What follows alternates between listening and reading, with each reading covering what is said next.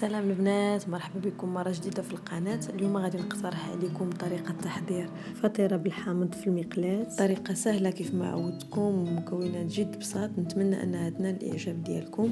وندوزو دابا طريقة التحضير. اذا فينا غادي نديرو بيضة، غادي نزيدو عليها نصف كاس ديال السنيدة او ما يعادل 4 المعالق كبار، ونخلطوهم مزيان غير بالضرب اليدوي.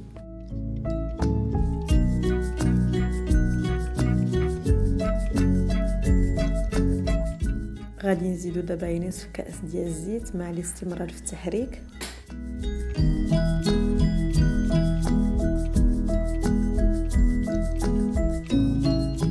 من بعد كتزيدو القشره ديال الحامض، تقدروا ديروا سوا الحامض او البرتقال على حسب اللي بغيتو، والجزر محكوك هنايا تقريبا 3 المعالق كبار، وزدت ايضا القرقاع مهرمش كيف ما كتشوفوا. غنخلط دابا المكونات كاملين.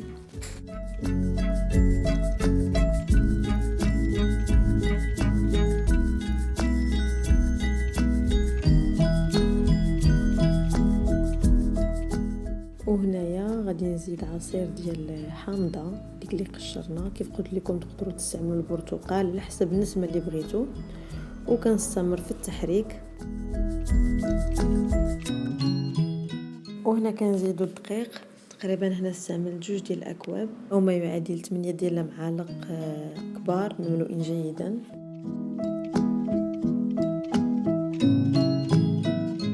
وفي الاخير كنزيدو خميره ديال الحلوى، ملعقه صغيره مملوءه جيدا، وكنخلطوا الدقيق مع باقي المكونات حتى يتمزجوا ويعطيونا خليط ديال كيكه بحال الكيك، يعني لا تيكستور ديالو بحال الكيك.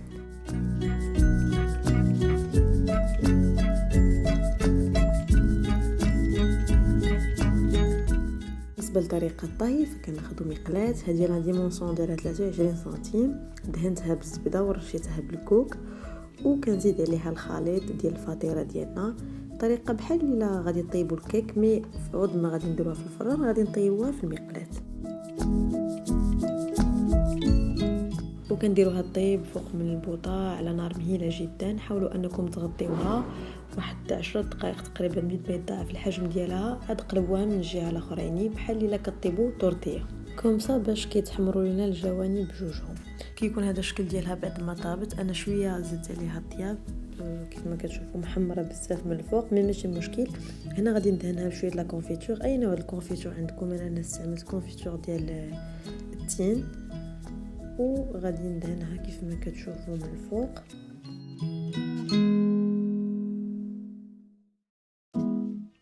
وزينتها ايضا بعض المكسرات اللي مهرمشين ومحمرين، وبشويه ديال الكوك كيف ما كتشوفوا. تذوقوها باش ما بغيتو من الفوق. اهم حاجه انكم تجربوها. وصفه سهله لذيذه بزاف، مكوناتها جد بساط كيف ما لاحظتوا، يعني موجودين في اي بيت، سريعه التحضير كيف ما عودتكم، يعني ما كتاخذش الوقت بزاف، تحضر في دقائق.